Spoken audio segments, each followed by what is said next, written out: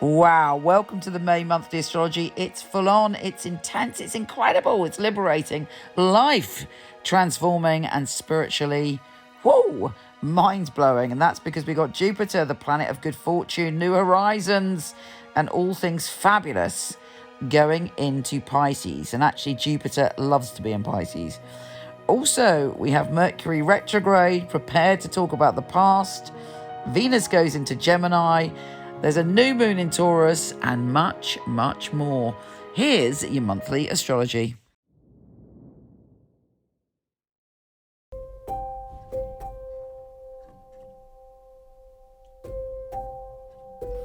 Hey, Scorpio. Wow, I'm bringing you some good news. Not only good news for this month, but also exceptional news for next year. So listen up, babies. This is going to get interesting. Now, we start off with an energy that's very you. There's a primal energy going on. So all of your feelings are kind of exaggerated.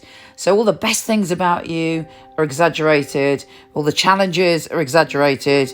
But you can work with this magical energy as Mercury and Venus go into your primal zone. Life, death, rebirth, sex, obsession. You know, all that Scorpio jazz.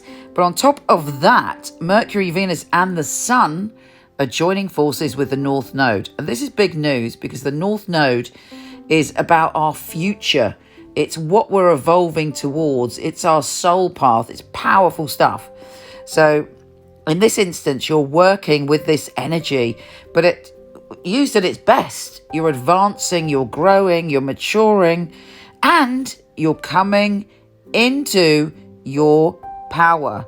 So all of this month, it's really important to note your reactions, particularly if you're feeling something primal or an extreme emotion. Clock it, understand it, and think, how best can I use or transform this energy?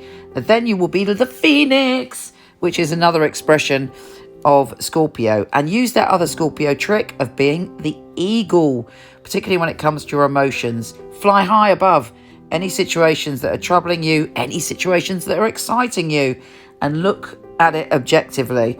But you are a powerhouse this month.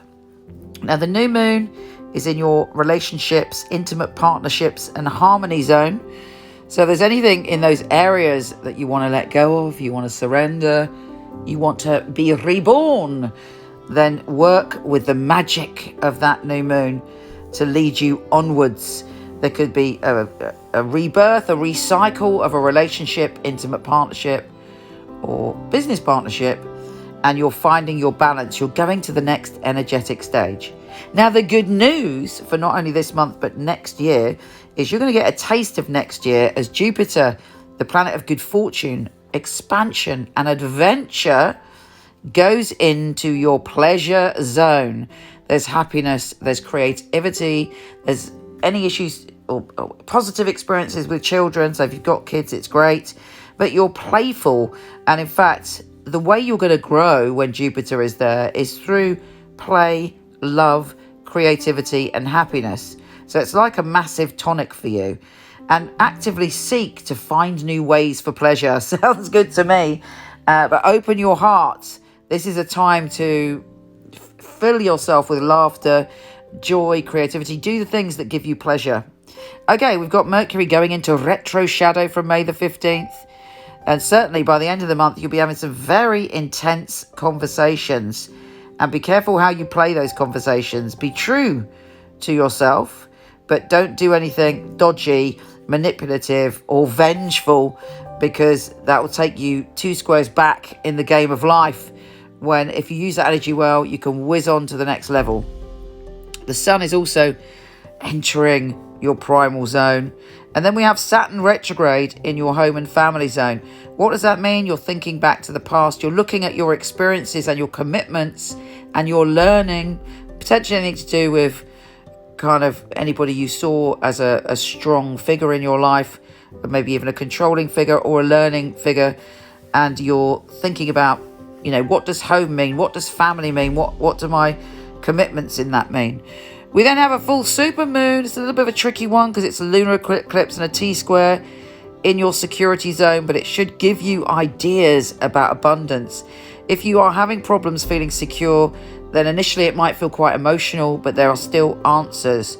Mercury goes retrograde on the 29th, and yeah, the usual drill. Watch out for what you sign, make sure you get places in time, careful what emails you send, and avoid those exes, particularly if you're obsessed with them. And a lovely little thing to finish on the 31st is the Sun joining forces with the North Node. As I say, Venus and Mercury do it also. But it's you feeling positive about your future, as you should. Sending you so much love. Come visit me on Instagram, @Michele Knight. Take care.